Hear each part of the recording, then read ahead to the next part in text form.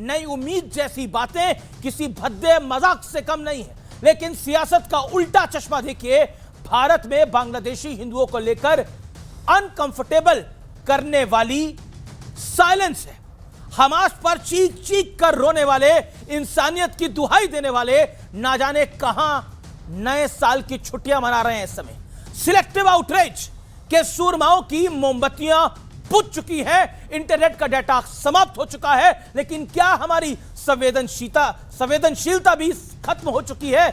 दिग्विजय सिंह जैसे कांग्रेस के दिग्गज नेता, राहुल गांधी के गुरु कह रहे हैं कि भारत में जो मुसलमानों के साथ हो रहा है उसी का रिएक्शन बांग्लादेश में हिंदुओं के साथ हो रहा है। सीरियसली?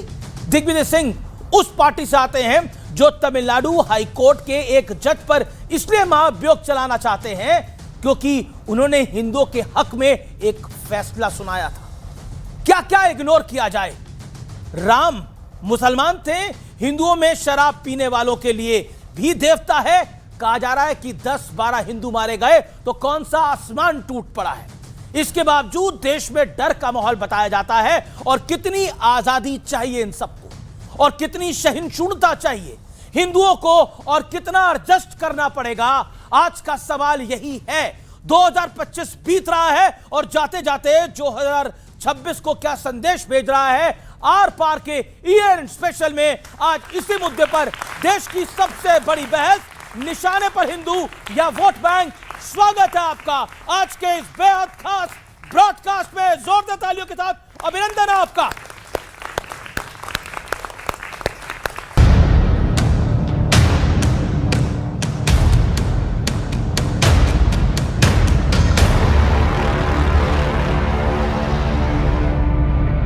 साल 2025 बीत रहा है और 2024 की ही तरह हिंदुओं को कभी ना भुलाई जा सकने वाली यादें देकर जा रहा है।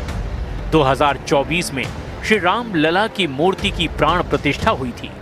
इस साल श्री राम मंदिर पर धर्म ध्वजा फहरा दी गई। लेकिन इन सुखद यादों के साथ जैसे बयान इस साल आए, उसे सुनकर एहसास होता है कि विपक्ष की हताशा अपने चरम पर पहुंच चुकी है। তো আমি বলছি রাম মুসলমান ছিলেন, হিন্দু ছিলেন না। హిందువులలో ఎన్ని దేవతలు ఉన్నారు? పెళ్లి చేసుకోవడానికి హనుమంతుడు ఉన్నాడు, రెండు పెళ్లిళ్ళు చేసుకునేటానికి ఇంకొక ఆయన దేవుడు ఉన్నాడు। कि लंका में हनुमान जी ही आग लगाएंगे। धर्मांध फैलाने वाले कट्टरपंथी ताकतें जो हैं, जिस प्रकार से अल्पसंख्यक समुदाय के खिलाफ जो कार्रवाई कर रहे हैं, वही रिएक्शन वहाँ पर उस प्रकार का हो रहा है। वहाँ पर हिंदुओं पर जुल्म हो रहा है, भारत के अंदर मस्जिदों पर हमला हो रहा है। आपकी जवानी सुन चुकी है क्योंकि मरने वाला हिंदू है। तो हिंदुओं और ईसाइयों के साथ अत्याचार हो रहा है, उसके खिलाफ इस सरकार को आवाज उठानी चाहिए। वो 4-10 लोगों के मरने को जेनोसाइड नहीं कहते। गठबंधन सेकुलरिज्म की आड़ में एक सूडो सेकुलरिज्म यानी छद्म धर्मनिरपेक्षता को आगे रखकर हिंदू धर्म के समूल नाश के लिए उद्यत हो गया है। बयानबाजी तो हुई, लेकिन जब हिंदू कोलकाता की सड़कों पर विरोध करने उतरे तो ममता बनर्जी की पुलिस ने उन पर लाठियां बरसा दी। बंगाल में तो अलग ही खेल चल रहा है। वहां ममता बनर्जी के विधायक रहे हुमायूं कबीर ने मुर्शिदाबाद में बाबरी मस्जिद की तामील करने का ऐलान कर दिया।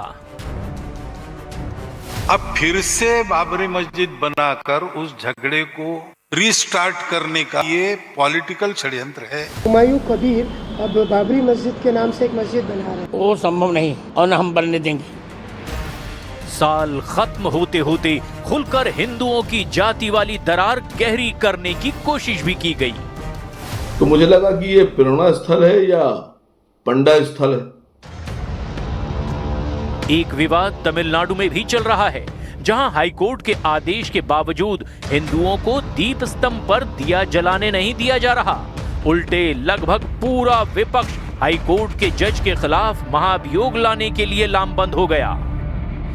वोट बैंक को संभालने के लिए एक हाईकोर्ट के जज के सामने इम्पीचमेंट लेकर आए हैं। आज अगर शिवसेना प्रमुख बाला साहब ठाकरे होते तो उनका पहला सवाल होता कि क्या दोनों भाइयों ने खा लिया है। 2025 की सीख क्या है?